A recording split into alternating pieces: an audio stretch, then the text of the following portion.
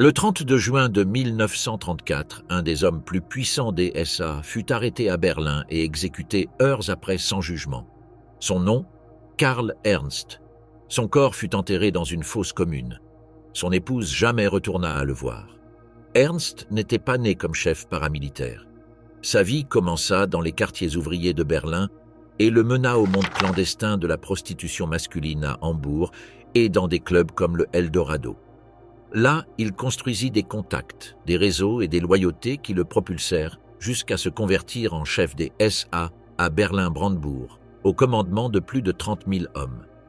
Sa proximité à Ernst Röhm le convertit en figure clé des rues berlinoises et en cible inévitable quand Hitler décida d'éliminer la coupole des SA. Pourquoi le régime avait-il besoin d'effacer Ernst? Quel secret le convertissait en menace pour Hitler? Comment un prostitué berlinois termina-t-il exécuté comme traître du Reich? Origines occultes, Hambourg et le commerce interdit. Le 1 septembre de 1904, dans le district berlinois de Wilmersdorf, naquit Karl Ernst dans une famille de classe travailleuse. Son père, vétéran de la cavalerie impériale, travaillait comme garde du corps privé après l'effondrement de l'Empire. Sa mère Martha maintenait le foyer tandis que l'économie allemande s'effondrait sous le poids du traité de Versailles.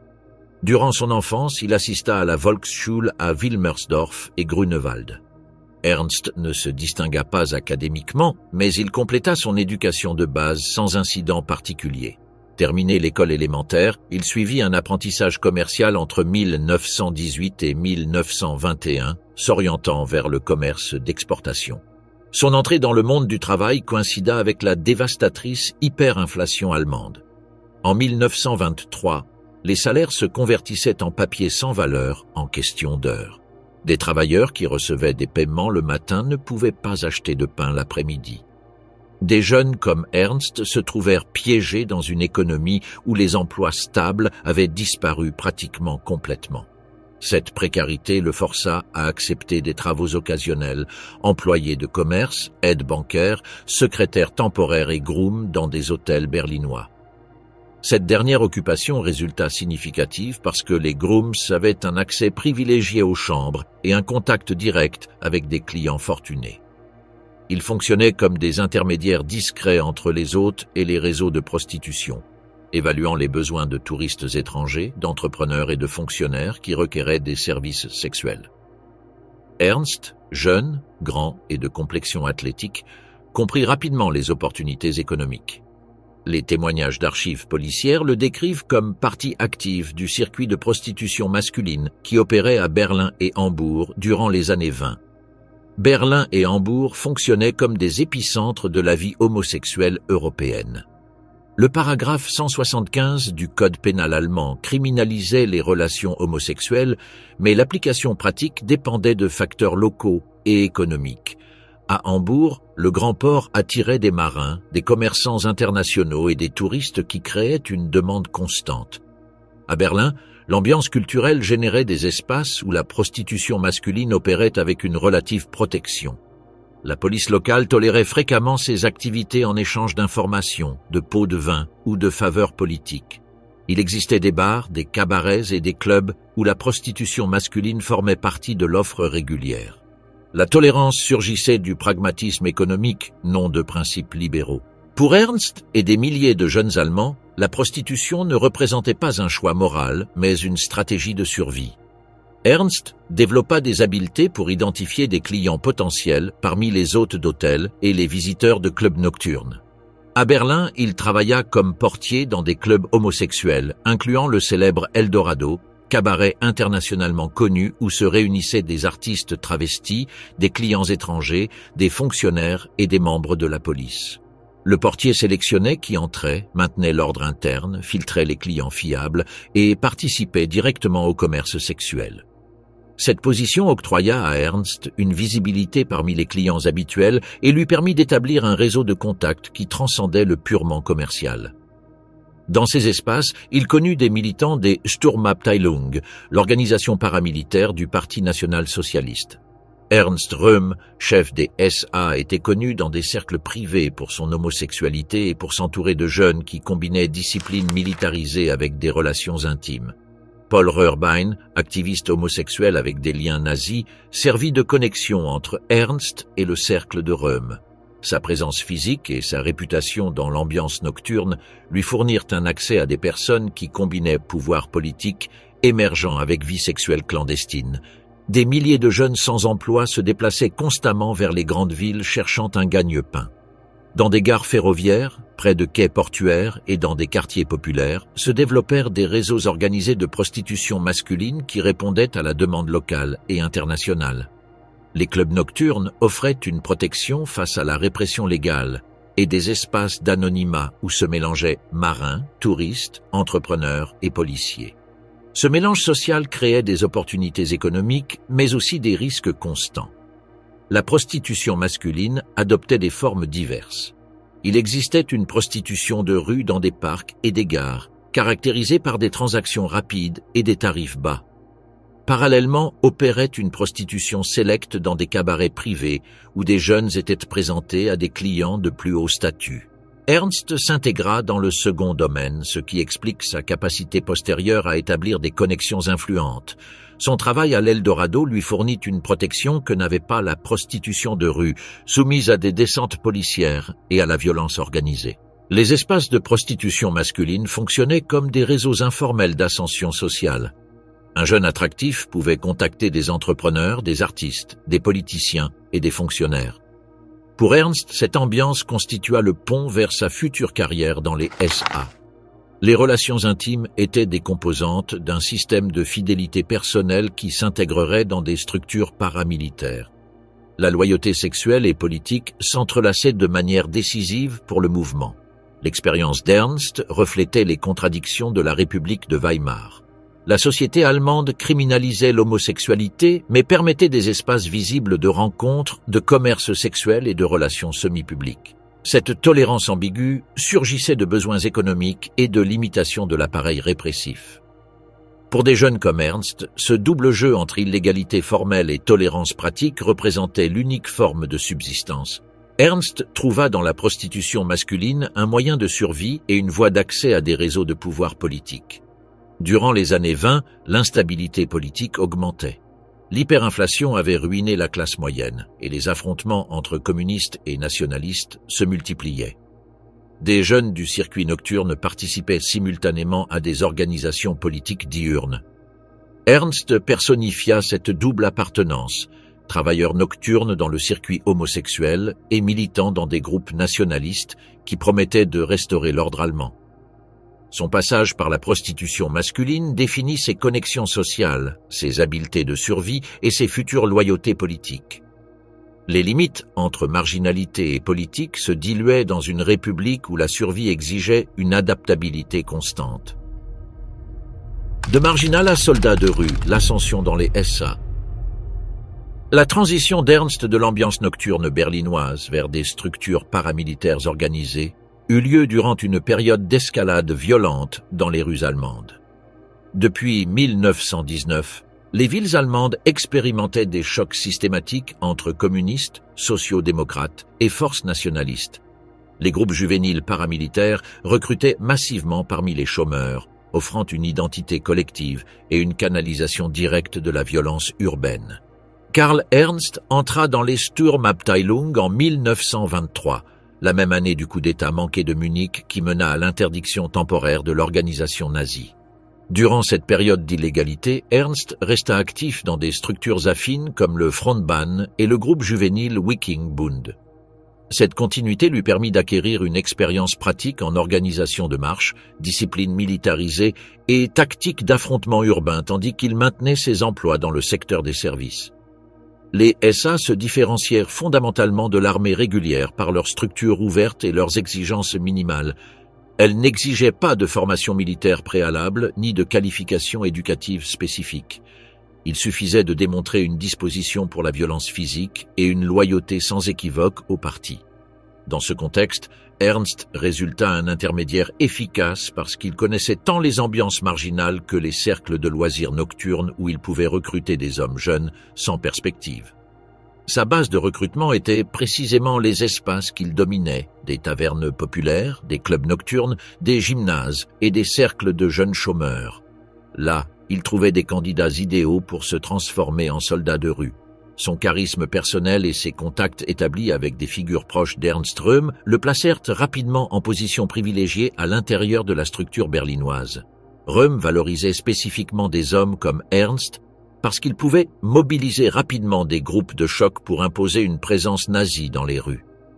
Röhm maintenait un cercle sélect d'affidés qui combinait des fonctions politiques organisatrices avec des loyautés personnelles intenses. Ernst entra dans ce cercle et commença à se distinguer par sa capacité opérationnelle immédiate. En 1930, coïncidant avec la croissance électorale significative du parti nazi, les SA berlinoises se réorganisèrent complètement. Ernst obtint le commandement direct du Sturm 33, une des unités les plus violentes et redoutées de la capitale. Ce groupe était formé par approximativement 300 hommes avec des missions spécifiques. Affrontements physiques systématiques avec des communistes, intimidation directe d'opposants politiques et protection armée de meetings nationaux socialistes. Le Sturm 33 développa une réputation pour sa brutalité calculée. Ernst le dirigeait avec une discipline militaire stricte, mais en maintenant un style direct et proche avec les membres. Il recrutait activement parmi des jeunes chômeurs et des délinquants de quartiers ouvriers, offrant une camaraderie immédiate, un uniforme distinctif et un sens d'appartenance à quelque chose de puissant. La violence contre les communistes et les sociaux-démocrates se convertit en activité quotidienne routinière. Les affrontements suivaient des schémas établis.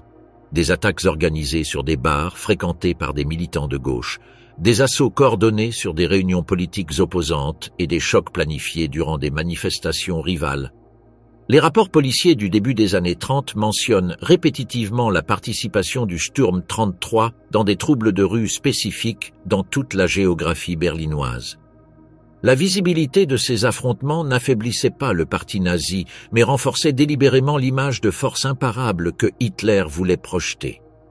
La stratégie consistait à démontrer que les nazis pouvaient imposer leur volonté dans l'espace public au moyen d'une supériorité physique organisée. En 1931, Ernst fut promu chef de tout le groupe SA de Berlin-Brandebourg, restant au commandement direct de plus de 30 000 hommes. Son ascension fulgurante en moins d'une décennie, de travailleur nocturne à leader d'une des formations paramilitaires les plus grandes d'Allemagne, résultat de la combinaison précise de contacts personnels avec Röhm, de capacités démontrées de recrutement massif et d'habileté prouvée pour organiser une violence de rue effective. La relation spécifique entre Ernst et Röhm fut déterminante pour cette ascension. Röhm avait confiance en lui non seulement par loyauté personnelle, mais parce qu'Ernst représentait le type exact de dirigeant capable de connecter effectivement avec la base sociale la plus violente des SA. Tandis que Röhm s'occupait de stratégies politiques amples et de négociations avec la direction du parti, Ernst garantissait le contrôle pratique immédiat de Berlin. Le groupe sous son commandement se convertit en force politique décisive dans la capitale durant un moment crucial quand des affrontements quotidiens entre nazis et communistes définissaient la vie quotidienne de quartiers ouvriers entiers. Ernst organisait des attaques planifiées avec une précision militaire, assurant que les SA domineraient territorialement des quartiers stratégiques de Berlin. Sa tactique opérationnelle consistait à occuper en permanence des tavernes et des cafés spécifiques, à organiser des patrouilles nocturnes régulières dans des zones désignées et à répondre immédiatement avec une violence supérieure à n'importe quelle provocation communiste. Cette stratégie territoriale fut spécialement effective dans des quartiers de classe travailleuse où la loyauté politique se définissait au moyen d'une présence physique constante. Le Parti communiste allemand maintenait ses propres milices paramilitaires, le Roter Frontkämpferbund, avec lesquels les SA s'affrontaient systématiquement. Ces chocs avaient lieu lors de manifestations rivales, de meetings simultanés, de grèves du travail et même de funérailles de militants tombés. L'objectif stratégique était de démontrer une supériorité physique dans l'espace public au moyen d'une confrontation directe. Ernst se distingua spécialement dans l'organisation d'attaques coordonnées qui assuraient la dominance nazie en territoire urbain disputé. Ces hommes répondaient à des codes de signaux spécifiques, utilisaient des armes improvisées effectives et agissaient avec une synchronisation qui impressionnait même des observateurs policiers hostiles. Parallèlement à ces activités violentes, Ernst maintint sa proximité personnelle avec le cercle homosexuel qui entourait directement Röhm. Bien que publiquement le nazisme promouvait des discours de moralité germanique traditionnelle, en pratique beaucoup de leaders des SA vivaient avec une tolérance relative dans des ambiances homosexuelles privées. Pour Ernst, ce double monde n'était pas contradictoire mais complémentaire. La violence politique diurne et la sociabilité homosexuelle nocturne se renforçaient mutuellement au moyen de systèmes de loyauté personnelle qui transcendaient les catégories conventionnelles. Son succès dépendait précisément de sa capacité à naviguer dans les deux ambiances sans conflit apparent. En 1932, avec la crise économique s'approfondissant et le chômage atteignant des chiffres historiques, les SA berlinoises crurent exponentiellement. Des milliers de jeunes sans travail s'enrôlaient quotidiennement en quête de nourriture régulière, d'uniformes distinctifs et de camaraderie organisée. Ernst était perçu comme un leader accessible, capable de se mélanger personnellement avec ses hommes dans des tavernes locales et simultanément de diriger des opérations de grande échelle avec une effectivité militaire. Sa réputation comme organisateur des unités les plus agressives le convertit en figure de référence obligée pour les militants nazis de toute l'Allemagne.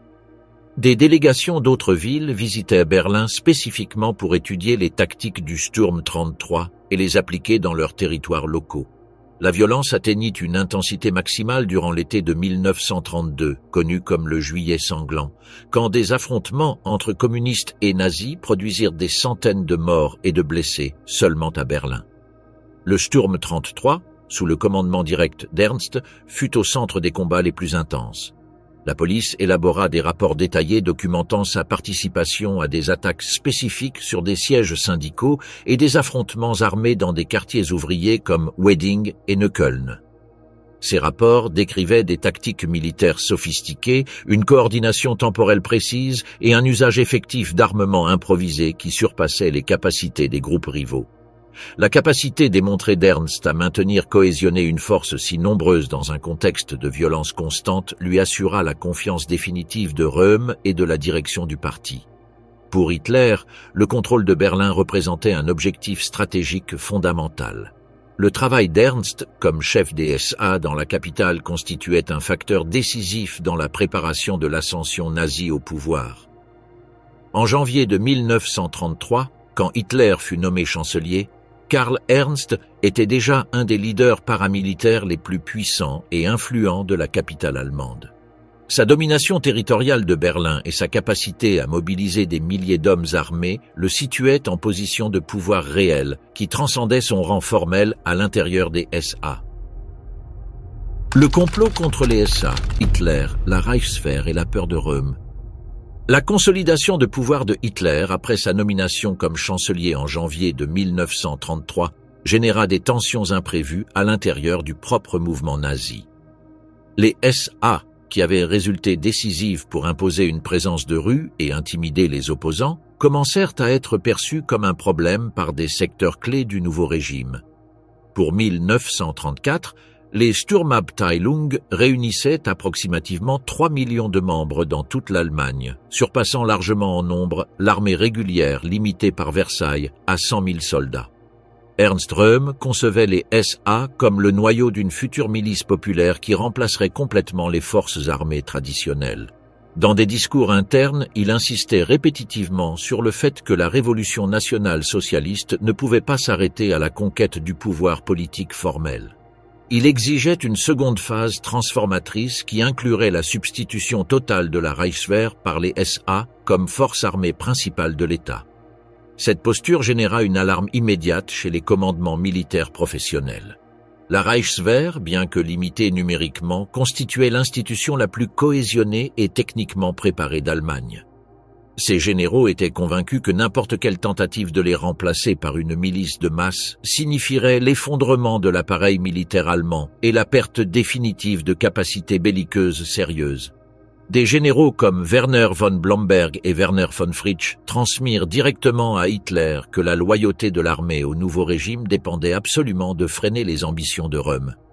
L'armée conservait le monopole de l'armement moderne et la capacité réelle de combat. Si Hitler voulait consolider un pouvoir durable et préparer une future expansion militaire, Il avait impérieusement besoin de son appui institutionnel. Les industriels et les grands entrepreneurs constituaient un autre secteur alarmé par la croissance incontrôlée des SA. Ceux-ci avaient financé et appuyé le nazisme comme un frein effectif contre le communisme, espérant une stabilité politique favorable pour leurs affaires. La violence de rue continue, les pillages sporadiques et la rhétorique anticapitaliste de quelques leaders des SA mettaient en doute cette stabilité espérée. Röhm et des secteurs radicaux des SA maintenaient un discours explicitement anticapitaliste, réclamant une seconde révolution qui redistribuerait la richesse et éliminerait les privilèges de classe. Ce langage inquiétait profondément ceux qui avaient investi des ressources considérables dans l'ascension nazie. Des industriels influents comme Fritz Thyssen pressaient activement pour que le gouvernement réduise le pouvoir des SA et garantisse un ordre économique prédictible. Hitler se trouvait piégé entre des loyautés contradictoires. Les SA avaient été instrumentales pour son succès politique, imposant une présence nazie dans les rues et intimidant systématiquement les rivaux politiques.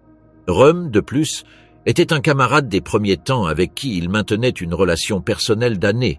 Cependant, Hitler avait besoin de consolider son pouvoir face aux élites traditionnelles, armée, entrepreneurs et bureaucratie étatique. À partir de 1933, Hitler commença une distanciation stratégique des SA. Il avait besoin de l'armée pour des plans d'expansion militaire futurs et des industriels pour soutenir l'économie du régime. Le défi consistait à neutraliser le pouvoir de Röhm sans provoquer une rupture qui déstabiliserait le propre mouvement. Röhm, convaincu de sa force organisatrice, continua de réclamer l'intégration de l'armée régulière dans les SA. Dans des réunions internes, il insistait sur le fait que la vraie révolution restait en suspens et que les SA constituaient l'instrument historique pour la réaliser. Simultanément, il maintenait une vie personnelle et un cercle intime qui étaient des secrets connus. Son homosexualité et ses protégés furent utilisés systématiquement par des ennemis internes pour le discréditer. Les rumeurs sur des conspirations à l'intérieur des SA commencèrent à circuler intensivement durant les premiers mois de 1934. Des rapports de renseignements militaires et de police de sécurité présentaient Röhm comme une menace directe qui cherchait à déplacer Hitler au moyen d'un coup interne. Bien que beaucoup de rapports exagéraient délibérément les faits, ils furent utilisés pour presser le chancelier vers une action définitive. Heinrich Himmler et Reinhard Heydrich, au commandement des SS et de l'appareil policier, commencèrent l'élaboration systématique de dossiers sur les activités de Röhm et de ses collaborateurs principaux. Hermann Göring, comme chef de la police prussienne, participa activement à l'accumulation de preuves et de rumeurs contre les SA. L'intérêt de ces dirigeants était transparent, éliminer les SA comme force autonome et consolider leur propre position à l'intérieur du régime. Himmler voulait convertir les SS en une élite séparée et loyale uniquement à Hitler. Göring cherchait à maintenir un contrôle absolu sur la police et l'appareil répressif étatique. La pression décisive vint de l'armée. En juin de 1934, Hitler fut averti formellement que la Reichswehr n'accepterait pas de plan de réarmement ni ne se subordonnerait à l'État nazi tant que les SA maintiendraient leur demande d'absorption militaire. La loyauté militaire, absolument nécessaire pour n'importe quel projet d'expansion, était conditionnée explicitement à l'élimination du pouvoir de Röhm. Simultanément, les plaintes entrepreneuriales et l'opposition interne à l'intérieur du propre parti augmentaient systématiquement. Hitler comprit que maintenir les SA dans leur position actuelle signifiait risquer la perte de l'appui de secteurs décisifs pour la consolidation du régime. Durant le printemps de 1934 se prépara méticuleusement l'opération pour neutraliser les SA. Himmler et Heydrich fournirent des rapports fabriqués qui décrivaient Röhm comme un conspirateur actif contre Hitler. Göring mit à disposition ses forces policières pour des opérations coordonnées. Hitler, après des semaines d'hésitation, accepta la nécessité stratégique d'une purge violente. La décision ne fut pas communiquée publiquement mais fut coordonnée secrètement entre les secteurs loyaux à Hitler. Entre mai et juin de 1934 furent élaborées des listes détaillées de leaders des SA considérés dangereux ou potentiellement déloyaux. Röhm et ses principaux collaborateurs furent signalés comme objectifs prioritaires immédiats. Le plan opérationnel consistait à attirer Röhm et ses principaux commandants à une rencontre où il serait arrêté sans résistance possible. Pendant ce temps, à Berlin et dans d'autres villes principales, les SS et la police élimineraient simultanément les chefs intermédiaires pour désarticuler complètement l'organisation. Hitler programma une réunion de Röhm et de la coupole des SA à l'hôtel Hanselbauer de Bad Wisse, Bavière. La rencontre était programmée pour la fin de juin. Röhm avait confiance qu'il pourrait là discuter directement avec Hitler ses plans de réorganisation militaire. Il ignorait complètement que la réunion serait utilisée pour son arrestation et son exécution postérieure. En parallèle, Göring coordonnait à Berlin les forces policières pour agir simultanément contre les leaders des SA dans la capitale. Parmi les noms signalés comme objectifs prioritaires était Karl Ernst, chef des SA de Berlin-Brandebourg, dont l'influence territoriale le convertissait en cible fondamentale de l'opération. Durant la dernière semaine de juin de 1934, la tension politique était palpable dans les cercles dirigeants. Des rumeurs contradictoires de conspiration circulaient dans toute l'Allemagne. Röhm maintenait confiance en sa position de force organisatrice. Hitler conservait un silence public tandis qu'il préparait le moment précis de l'action décisive. Le coup invisible, la capture et exécution de Karl Ernst. Le 29 de juin de 1934, un jour avant que Hitler n'exécute la purge que l'histoire se rappellerait comme la nuit des longs couteaux, Karl Ernst se trouvait dans une situation personnelle complètement étrangère aux tensions politiques qui se tramaient. Il avait contracté mariage récemment avec une jeune berlinoise et ils avaient planifié une lune de miel aux îles Canaries. Les plans du couple incluaient de partir de Berlin en train vers le port de Brême et de là d'aborder un transatlantique avec destination Madère. Ernst avait réservé des passages en première classe et avait informé ses subordonnés dans les SA qu'il serait absent durant plusieurs semaines. Son état d'esprit était optimiste et il ne montrait pas de signe de préoccupation pour sa sécurité personnelle. Le matin du 30 de juin, Ernst et son épouse arrivèrent tôt à la gare Lehrterbahnhof de Berlin pour aborder le train programmé vers Brême. Le quai était relativement vide en raison de l'heure matinale. Tandis qu'ils attendaient le signal d'embarquement, un groupe d'hommes vêtus en civil s'approcha directement vers eux. Les agents s'identifièrent comme membres de la Gestapo et présentèrent un ordre d'arrestation émis depuis les bureaux centraux de Hermann Göring. Ernst fut informé qu'il devait les accompagner immédiatement pour un interrogatoire urgent. On ne lui fournit pas de détails sur les charges spécifiques, ni on ne lui permit de communiquer avec des avocats ou des contacts politiques. Ernst demanda au sujet de son épouse et fut informé qu'elle serait libérée après vérification d'identité. Les agents lui assurèrent que l'arrestation était une procédure routinière et qu'il serait libéré en quelques heures une fois éclaircis certains malentendus administratifs. Ernst n'opposa pas de résistance physique et coopéra complètement avec les instructions. Son épouse fut séparée immédiatement et conduite à des dépendances policières différentes où elle resta détenue durant un interrogatoire qui dura plusieurs heures. Elle fut libérée ce même après-midi sans recevoir d'explications claires sur la situation de son mari. On l'informa uniquement qu'Ernst était en train d'être investigué pour des affaires liées à la sécurité de l'État. Ernst fut transféré sous garde armée depuis Berlin vers une destination initialement non révélée. Le véhicule officiel prit la direction nord et parcourut approximativement 150 km jusqu'à arriver à Stettin, ville portuaire en Poméranie. Le choix de ce lieu répondait à des critères de discrétion opérationnelle, éloignés de l'attention médiatique de Berlin. Durant le trajet, Ernst resta menotté et sous surveillance constante de 2 agents armés. Selon des rapports postérieurs, il maintint une attitude coopérative et exprima répétitivement sa confiance que le malentendu serait éclairci rapidement.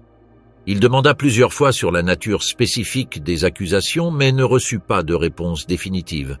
En arrivant à Stettin, il fut reclus dans des dépendances policières locales qui avaient été préparées préalablement pour recevoir des prisonniers politiques de haute importance selon des ordres transmis depuis Berlin. Les autorités locales avaient été informées minimalement sur l'opération et reçurent des instructions strictes de maintenir un silence absolu. Ernst fut logé en cellule individuelle sans contact avec d'autres détenus. On ne lui permit pas de communication téléphonique ni de correspondance. Ses effets personnels furent confisqués et inventoriés.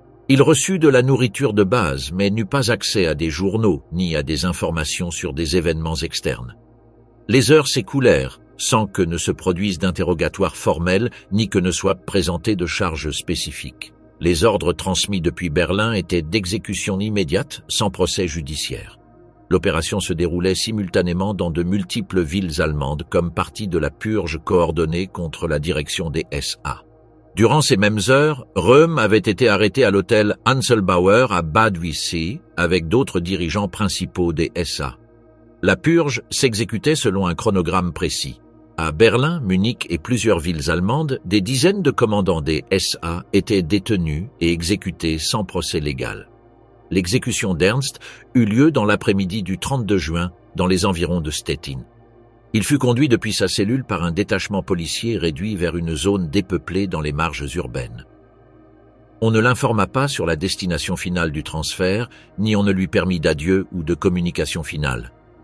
Le fusillement fut réalisé de manière expéditive. Ernst fut placé face à un mur improvisé et exécuté par un peloton composé de policiers locaux et de membres des SS transférés spécifiquement pour l'opération. Il n'y eut pas de cérémonial militaire, ni on ne permit de dernières paroles enregistrées officiellement. Des témoignages postérieurs de quelques participants suggèrent qu'Ernst maintint son sang-froid jusqu'au moment final et exprima sa loyauté à Hitler, convaincu que son exécution résultait d'un malentendu qui serait corrigé posthumement. Cette version ne fut jamais confirmée officiellement, mais circula parmi les survivants des SA dans les années postérieures.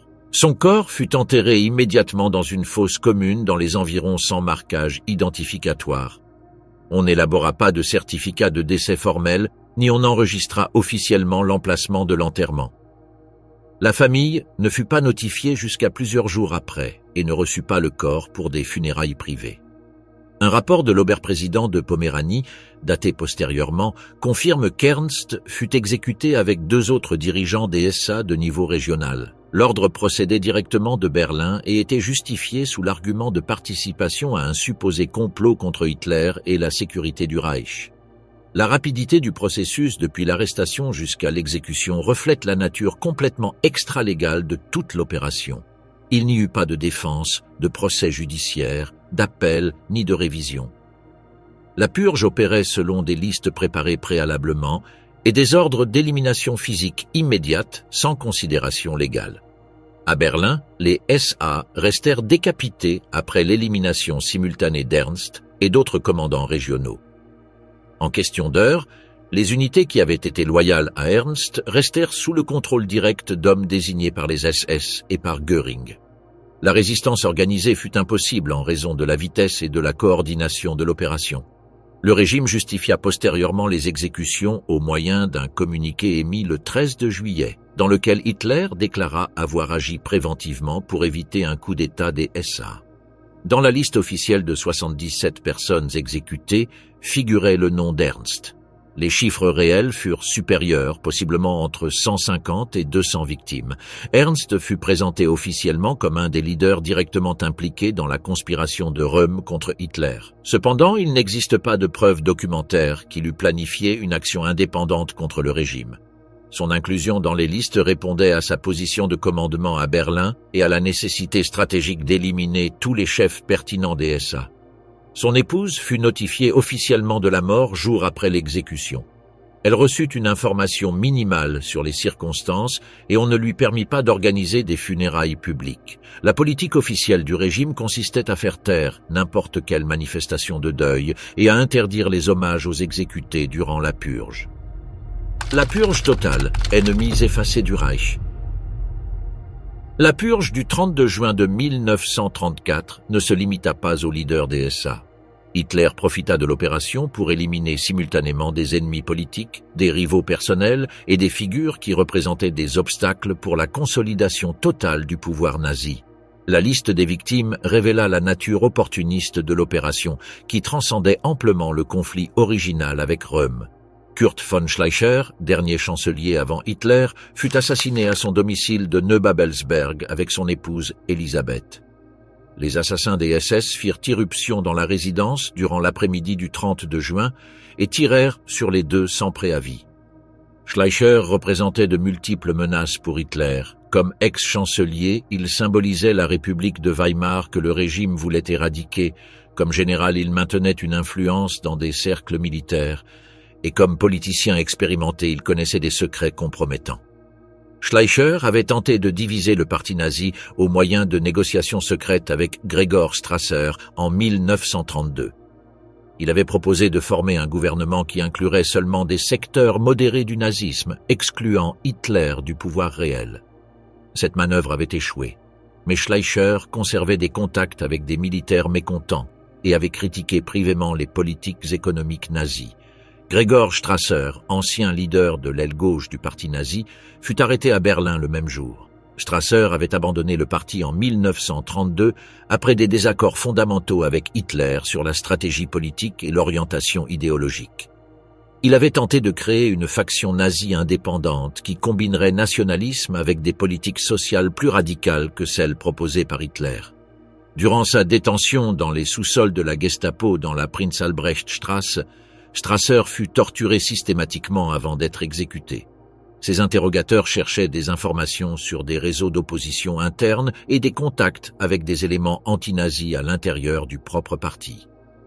Sa mort éliminait la possibilité que des secteurs mécontents du nazisme se regroupent sous son leadership alternatif. Strasser avait représenté le courant le plus socialiste du nazisme, défendant la nationalisation des industries et la redistribution radicale de la richesse. Son élimination signala définitivement que le régime nazi s'alignerait avec les intérêts capitalistes traditionnels au lieu d'implémenter des transformations économiques révolutionnaires. Gustav von Kahr, ex-commissaire de l'État de Bavière, fut assassiné près de Dachau. Kahr avait trahi Hitler durant le putsch de Munich de 1923 en refusant d'appuyer la marche sur Berlin et avait collaboré postérieurement avec les autorités bavaroises pour réprimer le mouvement nazi. Sa mort représentait une vengeance personnelle de Hitler pour des humiliations subies une décennie avant. Le cas de Kahr illustrait que Hitler maintenait une mémoire détaillée des trahisons passées et utiliserait n'importe quelle opportunité pour solder des comptes en suspens. Kahr s'était retiré de la politique active et ne représentait pas une menace immédiate, mais sa survie rappelait au public bavarois que Hitler avait été défait militairement à Munich. Edgar Julius Jung, intellectuel conservateur et rédacteur de discours du vice-chancelier Franz von Papen, fut exécuté à Oranienburg. Jung avait critiqué ouvertement la radicalisation du régime nazi et avait plaidé pour un conservatisme autoritaire traditionnel qui limiterait le pouvoir du parti. Son élimination envoyait un message clair aux intellectuels conservateurs qui maintenaient des espoirs de modérer le nazisme de l'intérieur. Jung avait rédigé le fameux discours de Marbourg prononcé par von Papen le 17 de juin, qui critiquait la révolution permanente nazie et demandait un retour à des valeurs conservatrices chrétiennes. Le discours avait généré des attentes que les conservateurs traditionnels pourraient freiner la radicalisation nazie, attente que la mort de Jung détruisit complètement. Le père Bernhard Stempfle, prêtre catholique qui avait aidé Hitler à écrire Mein Kampf durant son incarcération, fut assassiné près de Munich. Stempfle connaissait des détails embarrassants sur la vie personnelle de Hitler et avait exprimé un mécontentement croissant avec la persécution religieuse initiée par le régime. Sa mort éliminait un témoin gênant du passé nazi qui pouvait révéler des aspects privés compromettants. Stempfle avait collaboré étroitement avec Hitler durant les mois de prison à Landsberg, corrigeant le style littéraire et suggérant des modifications idéologiques au texte de Mein Kampf. Sa connaissance intime des idées primitives de Hitler et de son comportement personnel le convertissait en source potentielle de révélations embarrassantes pour le régime. Willy Schmid, critique musical du Münchener Neueste Nachrichten, fut exécuté par erreur en raison d'une confusion d'identité avec Ludwig Schmidt, dirigeant des SA de Munich. L'assassinat accidentel de Schmid illustre la nature incontrôlée de la purge, où l'efficience opérationnelle importait plus que la précision dans l'identification des objectifs. La mort de Schmid ne fut jamais reconnue officiellement comme une erreur et sa famille reçut une compensation économique silencieuse avec la condition de ne pas mentionner publiquement les circonstances réelles. Ce cas démontra que le régime était disposé à éliminer des innocents avant que d'admettre des erreurs opérationnelles. Erich Klausener, dirigeant de l'Action catholique et fonctionnaire du ministère des Transports, fut assassiné dans son bureau de Berlin. Klausener avait prononcé des discours critiques sur le paganisme nazi et avait défendu les droits de l'Église catholique face à l'État. Son élimination formait partie de l'offensive nazie contre le catholicisme politique organisé.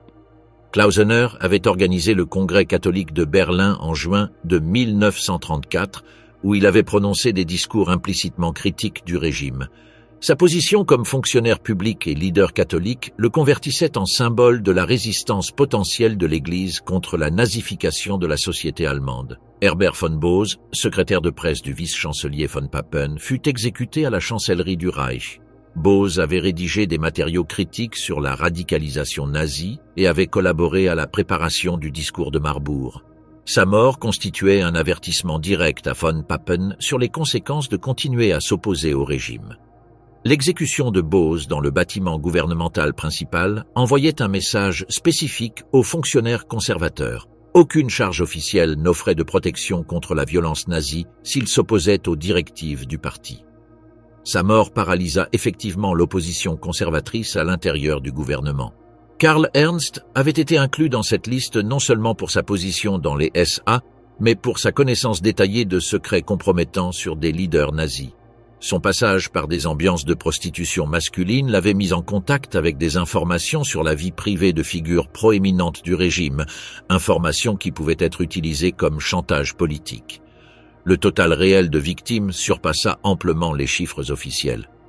Tandis que le régime reconnut 77 exécutions, des investigations postérieures suggèrent que moururent entre 150 et 250 personnes durant les jours de la purge.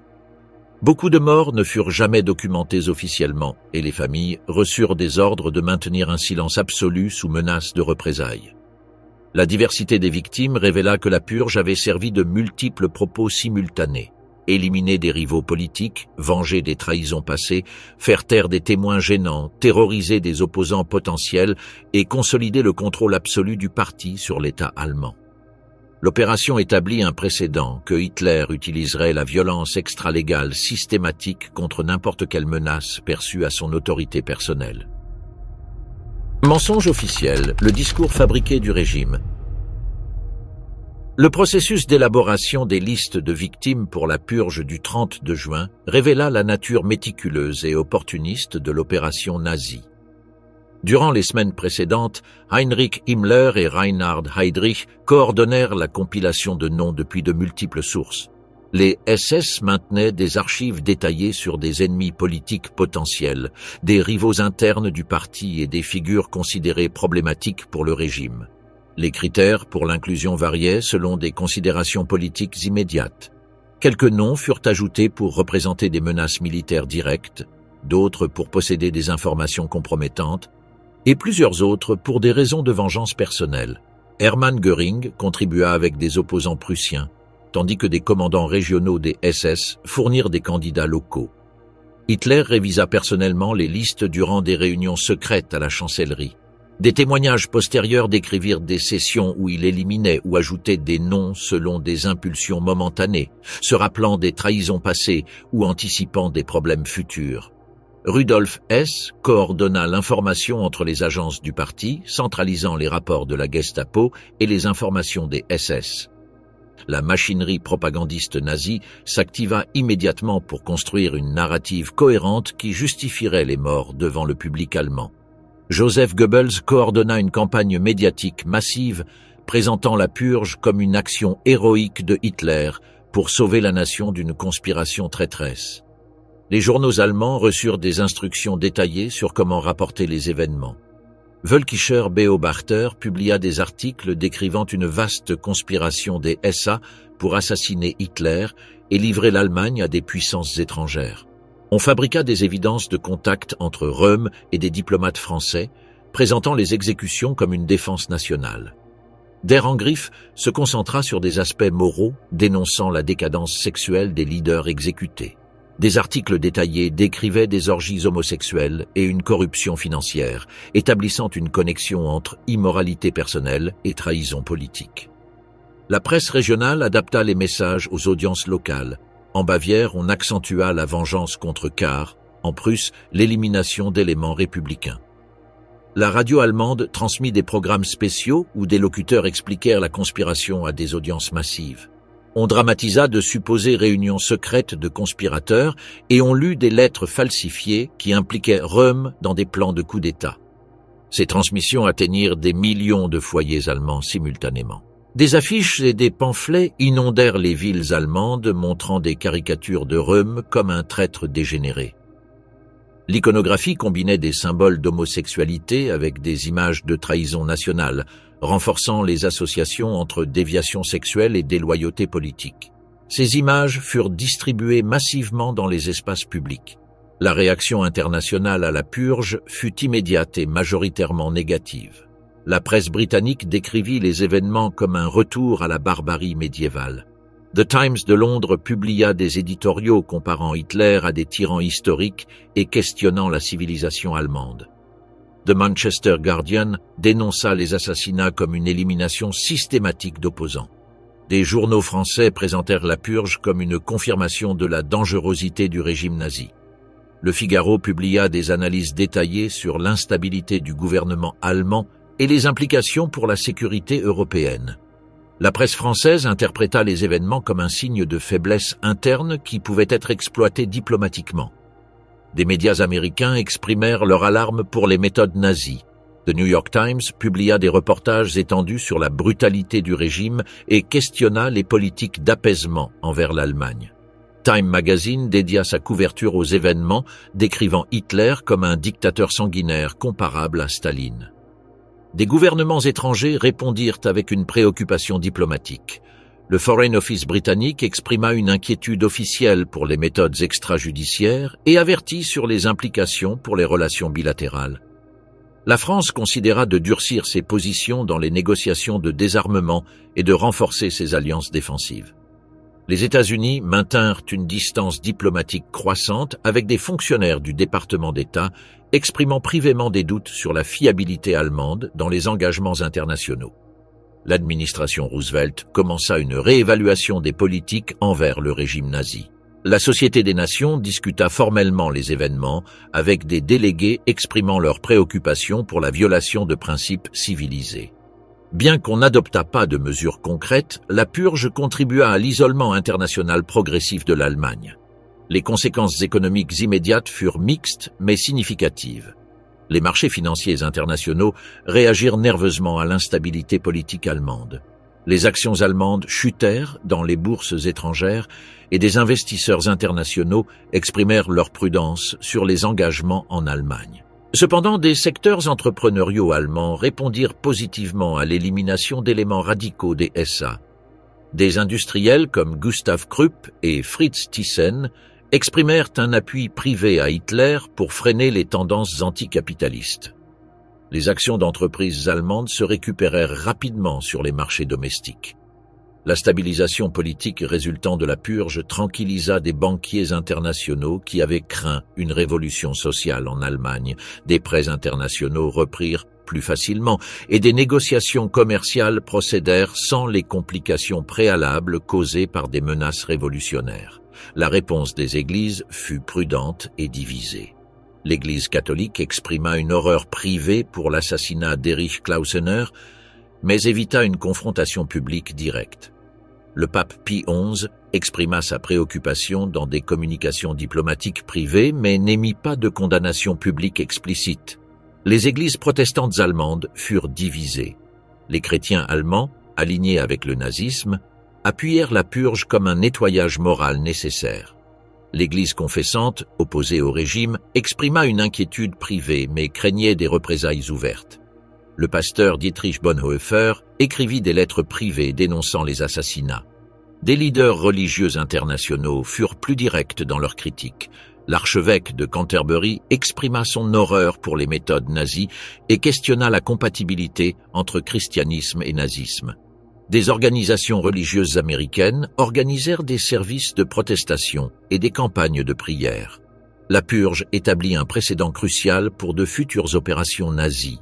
Elle démontra que le régime utiliserait la violence extralégale massive quand il le considérerait nécessaire, indépendamment des réactions internationales.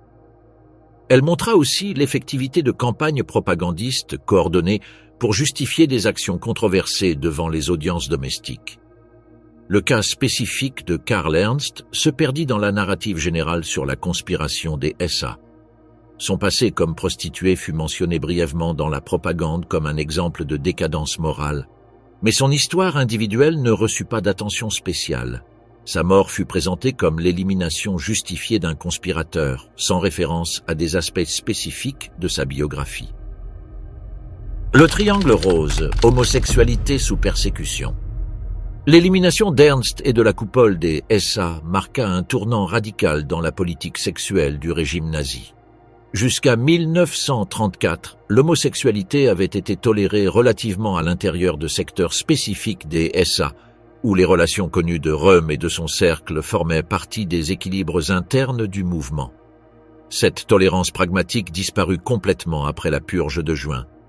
Heinrich Himmler assuma immédiatement le leadership dans la redéfinition idéologique de l'homosexualité comme une menace directe à l'État racial.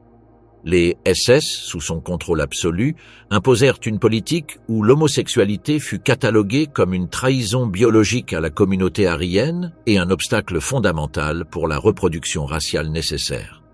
Le paragraphe 175 du Code pénal, qui déjà criminalisait les relations homosexuelles depuis le XIXe siècle, fut renforcé significativement en 1935. La nouvelle rédaction étendait la définition légale pour inclure n'importe quel acte considéré objectivement lascif entre hommes, éliminant la nécessité de prouver une pénétration spécifique et permettant des condamnations basées sur une évidence circonstancielle minimale.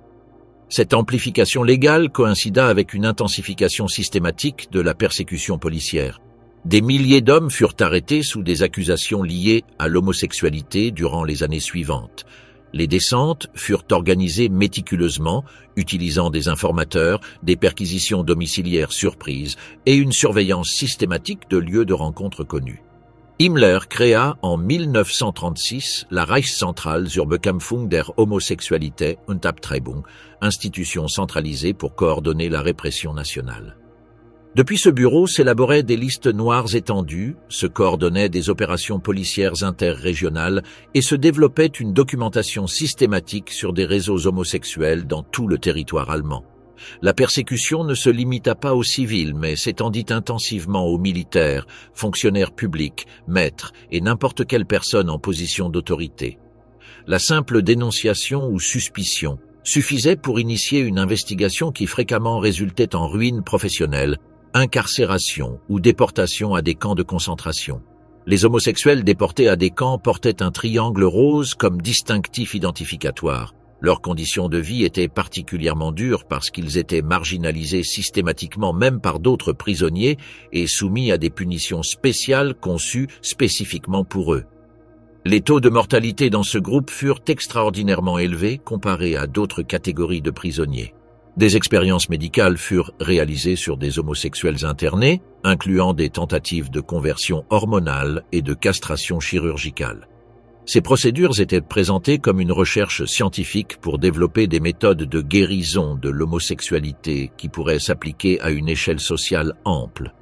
La transformation postérieure à 1934 fut cruciale pour ce processus systématique.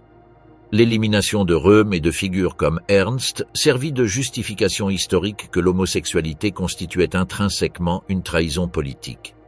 La propagande officielle associa en permanence l'homosexualité avec la conspiration, la corruption et la déloyauté à l'État. Cette association n'était pas accidentelle mais stratégique. Le régime utilisa le destin des leaders des SA comme un avertissement public que la tolérance antérieure avait terminé définitivement. L'homosexualité cessa d'être un secret gérable dans des cercles fermés pour se convertir en motif automatique d'élimination physique. Les SA furent complètement restructurés après la purge. Les nouveaux leaders désignés devaient démontrer une conformité absolue avec les idéaux sexuels du régime et se soumettre à une surveillance continue sur leur vie privée. N'importe quelle suspicion de comportement homosexuel résultait en destitution immédiate et fréquemment en arrestation. Cette restructuration s'étendit à toutes les organisations du parti et de l'État. La SS développa des systèmes de surveillance interne sophistiqués pour détecter l'homosexualité parmi ses propres membres. On établit des procédures de dénonciation anonyme et on récompensait la délation de comportements suspects. La propagande nazie commença à utiliser l'homosexualité comme une arme politique contre des ennemis internes et externes. N'importe quel opposant pouvait être accusé d'homosexualité indépendamment d'évidences réelles. Cette tactique résulta spécialement effective parce que l'accusation seule suffisait pour détruire des réputations et justifier la persécution. Le symbolisme de la fin d'Ernst acquit des significations multiples à l'intérieur du régime. Son ascension depuis la prostitution masculine jusqu'à une position de pouvoir dans les SA, suivie par son élimination subite, démontra que des caractéristiques qui avaient facilité l'ascension se convertissaient postérieurement en motifs d'élimination. L'exécution d'Ernst ne fut pas présentée publiquement comme une punition pour homosexualité, mais comme l'élimination d'un conspirateur politique.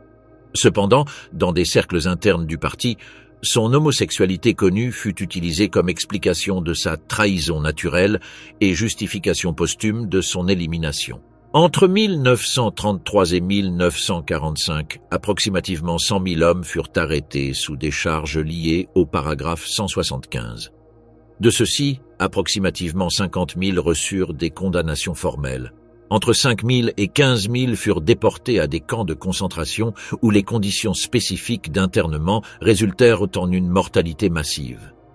Le contraste avec la période antérieure à 1934 est fondamental pour comprendre la transformation. Durant les premières années du mouvement nazi, l'homosexualité de figures comme Röhm et Ernst avait été connue mais tolérée pour des raisons pragmatiques. Après la purge, cette même caractéristique se convertit rétroactivement en évidence de trahison inévitable.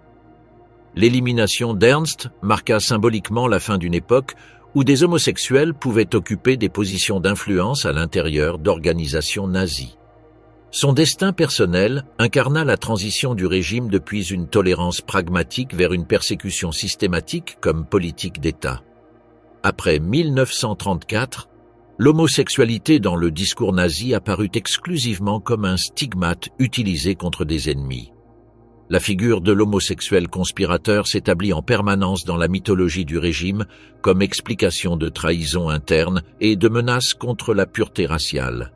Heinrich Himmler consolida graduellement les SS comme un corps d'élite, utilisant la répression de l'homosexualité comme un mécanisme central de discipline et de contrôle social.